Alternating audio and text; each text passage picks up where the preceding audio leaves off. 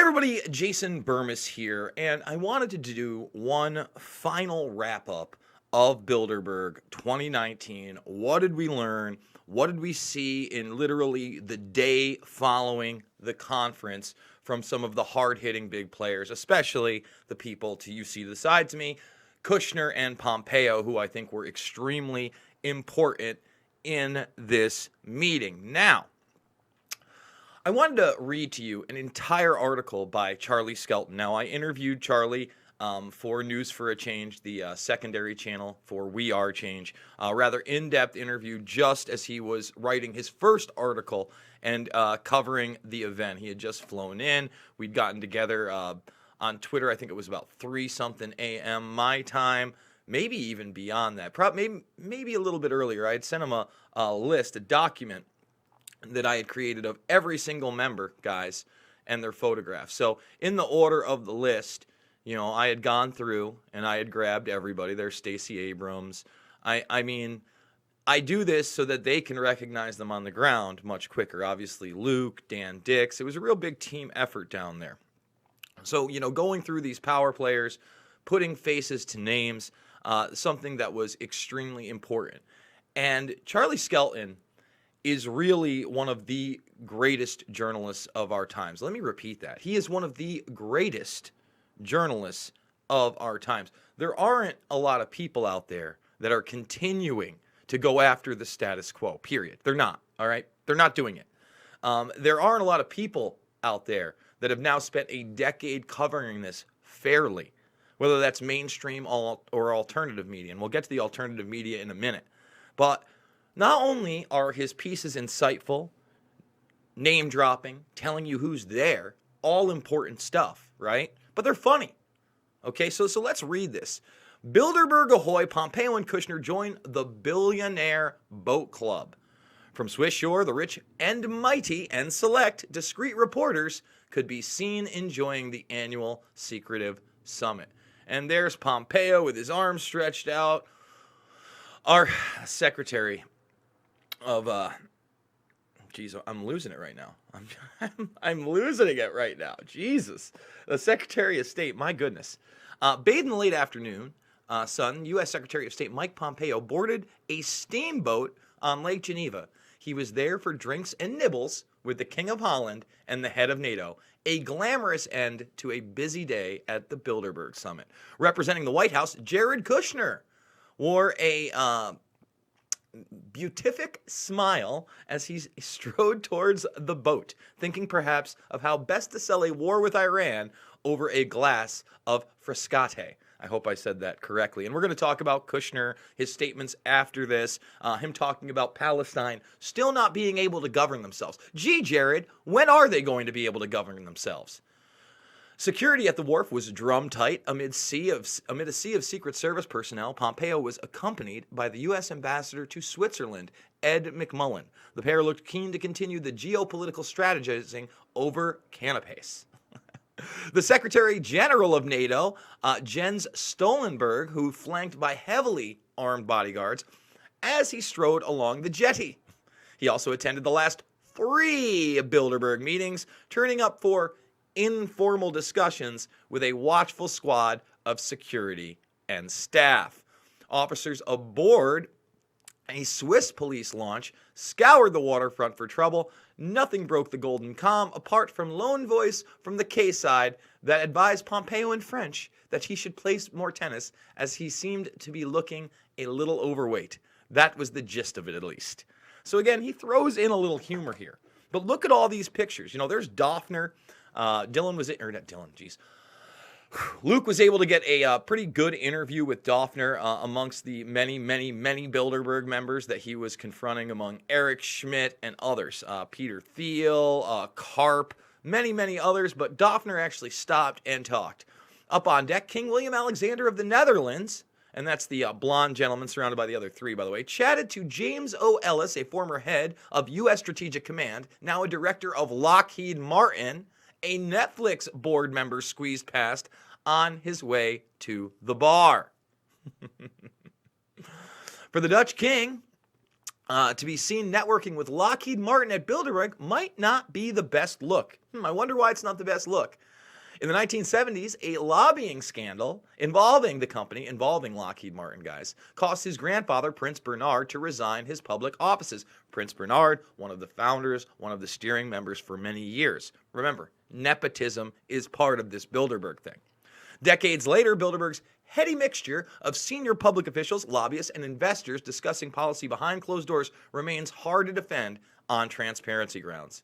Even the air around the steamboat soar, filled with the happy chatter of diplomats, industrials, and press barons, has an air of corruption about it. Damn straight it does, Charlie. Damn straight.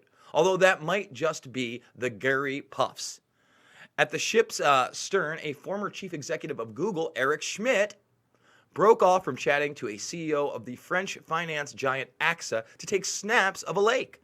An influential figure, Schmidt is chair of the Pentagon's Defense Innovation Board and also heads a new U.S. government advisory group on artificial intelligence. Remember, tech-heavy, AI-heavy this year. And again, kudos to Charlie. Look at these great pictures. We've never had Bilderberg out in the open during an interview in mass like this, ever. I've never seen it. You know, they've given lectures on rooftops. There's been glimpses here and there. But this year with the Bilder boat, they literally paraded together and got out into the public view. Absolutely stunning. Bilderberg has a keen and growing interest in high tech and AI. Schmidt's fellow Bilderberger inside, Peter Thiel, a billionaire founder of PayPal and a director of Facebook, was seen arriving with the Swedish physicist and AI expert Sarah Mazur. They were followed along the jetty by LinkedIn founder Reid Hoffman, another advisor to the Pentagon on tech. The Microsoft board member and Bilderberg regular practically floated up the gangplank, looking delighted to feel the sun on his skin. There were almost as many billionaires on the boat as there were bodyguards, and there were more journalists and commentators clinking glasses with bank bosses than outside the security cordon reporting on the event. No kidding. This year's conference was more than usually packed with embedded reporters who, as part of the deal, say nothing about what goes on. Here's journalist John Mickelwatt, editor-in-chief of Bloomberg News, happily putting it away between the head of UNESCO on the left and another director of AXA on the right. Now, let's remember, one of the other Bilderberg members that Luke confronted for We Are Change was the head of The Economist. So when he's talking about multiple journalists out there, you bet there were multiple journalists out there embedded. And we're going to get to that in a moment. The Italian journalist Stefano Feltri strolled on board with his cheery Dutch Prime Minister Mark Rutte. Feltri is right there in the middle of one of the year's biggest diplomatic summits, but he won't be saying a word about it because of what the white lanyard around his neck means. Now, that being said, we're going to finish this article in just a second, but I love Skelton. Skelton actually, says things that are real. And here's the deal. He got a response, and, he basically said, look, this is why he's my favorite. That reporter right there, Stefano Feltri, said he's going to be publishing an article in print. I think it got published yesterday. And obviously a publication I'm not going to be able to get. Where is it? It's the Fato Quando printed edition. So it's not going to be online. Hopefully Skelton, who's out in Europe, is going to be able to get a copy of this. If somebody could get a copy of this, scan it so that we can then translate it. I would be interested on what somebody in the media who has been embedded with Bilderberg has to say right after the event. I think that is actually very interesting, and I love Charlie's response. He said, that's great. By the way, I don't think invited and embedded are mutually exclusive terms. He's correct. Look, those were embedded reporters. And he kind of challenged him on that, Stefano did. But Charlie is spot on, okay? At the sunset on Lake Geneva, the boat set off for the Chilean castle, where Pompeo gave a Q&A, and participants were treated to a banquet. It's always fun to thrash out a new strategic order over fondue. Remember, that was one of their talking points. And Pompeo, the Secretary of Defense, is giving a chat to 130 of the most powerful people in a castle on the heels of possible conflict with Iran. Let that sink in. The press, all but mum, your alternative media, almost defending these actions. And we're going to get to that in a moment.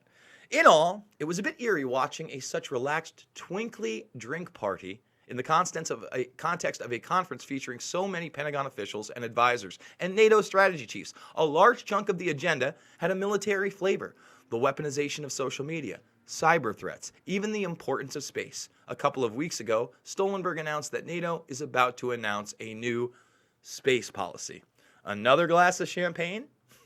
So, Charlie, big ups to you. Now, I had pointed out on Saturday, okay, that there were no headlines over at Tomorrow's News Today, aka Infowars.com. I'm not hiding that, obviously.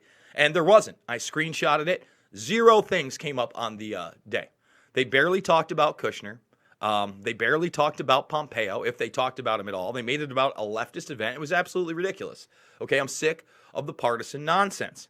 Now, Rob Dew, who at one time I considered a friend and who I still like very much, and I hope that comes around. This is an invitation to Rob, by the way, to at any time step in and have a debate or a conversation on my channel about anything he'd like.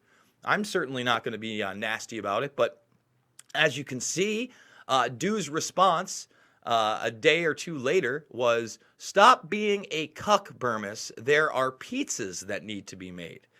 So then he posts like the 4 articles that were around InfoWars that were barely there, that they barely discussed, that were not on the front page on the main day of Bilderberg. I want to make that very clear. You know, I wasn't attacking, I was pointing out the truth. So now I'm a cuck and I need to make pizzas again, as if because I've made pizzas in my life and I work for a living like you guys out there, I'm somehow dumber or should be less respected or my opinion doesn't matter as much. What a good swipe. Give me a break. That's nonsense and we all know it. So I responded in part. First of all, Rob, I would expect a nonpartisan insult to be made by you. I hate that libtard cuck shit. I do. I don't play partisan politics. I think it's nonsense. And yes, I have made pizzas for a living. So what? Since living InfoWars, I have worked at a Little League camp, a tech MSP company, run a bar, and done much more. What does that prove? So now the next thing he hit me back with last night, you can't attack, then claim to be a victim. Didn't attack, told the truth, never claimed to be a victim, not one time. My response did not include victimhood. Okay? So I'll read what I said, and because he also says, is anyone asking why Stacey Abrams was at Bilderberg? That's his left-right mentality now, and I can't take that. That's nonsense. Of course we covered Stacey Abrams. We did actually a whole video. Luke did a whole video on Stacey Abrams and Space Force over there. And yes, she was discussed in one of the, I think we did a dozen and a half videos. I had Tony Gosling on. I had Aaron Dykes on. I had Charlie Skelton on. I discussed this with Luke, obviously. We not only talked about Abrams, but we talked about Barack Obama and the 2008. We talked about Eric Schmidt and him funding Hillary Clinton and being behind her. So this isn't a left-right issue. I don't scathe away from reporting on both sides. That's what you're supposed to do. That's what this is really about. This is about the power structure, not about liberals and conservatives. That's bullshit, okay? I'll say that loud and proud. That is bullshit. So I replied, as I should have, I believe. First of all, I was accurate in what I posted, as nothing was on the main page Saturday. 100% correct. And there was no victimhood in my response. Secondly, of course, I do actual journalism exposing both sides. I don't know that I'm going to get a response, but I'm a little disappointed. I like Rob, and I hope he comes around, and once again, I would love to have him on this program. So, that being said, on the heels of this, Kushner's big interview comes out with Axios, and then he says, look, Palestinians are not yet capable of governing themselves. This is a guy involved in Genie Energy, very close to Netanyahu, obviously has an agenda in that region of the world. And, you know, yesterday when I was interviewing Eric Jackman, I encourage everybody to check that out. I thought it was funny. I thought it was insightful. If you haven't seen it, please do. When I checked that out and we talked about the Palestinian situation, Israel, the Middle East, Saudi Arabia, all of a sudden I had people in my chat trying to tell me that, you know, Palestine's not a state, right? I even had other people say Afghanistan wasn't a state. That I guess Manifest Destiny just as something that should occur when the most powerful nations decide to take over less powerful ones. That's not how I roll. It's not how I'm ever going to roll. I'm not in it to just go take stuff, okay? Now, Pompeo, I'm going to play just this little clip from MSNBC, is now saying he will have unfettered talks with Iran. No preconditions. This is a good thing. Are they being sincere? I don't know that. And believe me, MSNBC, not my favorite source. Ari Melber, not my favorite source. But these are the headlines that were coming across yesterday. And Iran isn't buying it, but let's play what has been said. Welcome back to Velshine Rules. Secretary of State Mike Pompeo is addressing two major flashpoints, Iran and Middle East peace talks. First, Iran. Pompeo now says the United States is prepared to speak with the Islamic Republic with, quote, no preconditions. But Iran's foreign ministry dismissed his comment as, quote, wordplay. And, again, I hope it's not wordplay. When you have the president of the United States out there talking about how John Kerry is treasonous for talking with Iran, I think that's the wrong move. Again, I've said it. I'll keep saying it. I know I've gotten some flack for it. But one of the only things that I thought was good about the Obama presidency, other than commuting Chelsea Manning's sentence and a couple other things here and there, eventually releasing the 28 pages in Saudi Arabia prior to Trump getting in, those were good things. But the Iran deal overall was good. Anything that brings us back from the brink of war and conflict in that region, to me, is positive. So we will see where it goes from here. But you just saw the Kingmakers, folks, and you saw, how they do, getting on boats this year. And like I said, I think that, we did an amazing job this year going through all the members. You can see it was no small task to find everybody, put them in there, get it so the boots on the ground could identify these people and go and talk to them. And again, big ups to Luke. Big ups to Josh Friedman. Big ups to Max. Big ups to Charlie Skelton. And big ups to everybody out there like TruthStream Media and others that are actually still taking this seriously. You have people that actually wrote the book on Bilderberg, and they're not covering it. They're acting like it doesn't matter. And just a little inside baseball. A couple months ago, maybe 2 or 3, I was contacted by that person. I'm not going to name them by name, but they wrote the book on Bilderberg. Since then, they've said that it's not the power structure anymore and it's moved on. But that person tried to get Joe Rogan's contact information from me. Guys, I don't have Joe Rogan's contact information. Follows me on Twitter. I followed him. I've talked to him years ago through that platform, many, many years ago. And then when I couldn't help him, he acted like he was going to send me a copy of his book and never did. It was all bullshit. So a lot of these people just aren't genuine either. They're out there to get their name out there and make money and sell you on nonsense. And I'm not here to do that. So if you like this channel and you're tuning in for the first time, you found it of value, you like what I had to say, you like what I went over, please subscribe, share this on social media, make sure to thumbs the video up, and then you got to ring the bell for notifications. Not only ring that bell, but then you have to say you want to get every single notification or you won't. We did 4 videos on this channel today. I'm getting up extra early every day and banging out at least 1 or 2 videos before 9 a.m. and then after 5 p.m. I'm going to be doing even more. You see me on here sometimes at 1, 2, 3, 4 in the morning. That's because this stuff matters and I'm cranking out the content. So if you want to see my content, please subscribe. Remember, I do 3 videos a day over at News for a Change and 1 video a day over at We Are Change. And I am here to kick ass and chew bubblegum. And folks, I'm fresh out of bubblegum. I'll see you soon.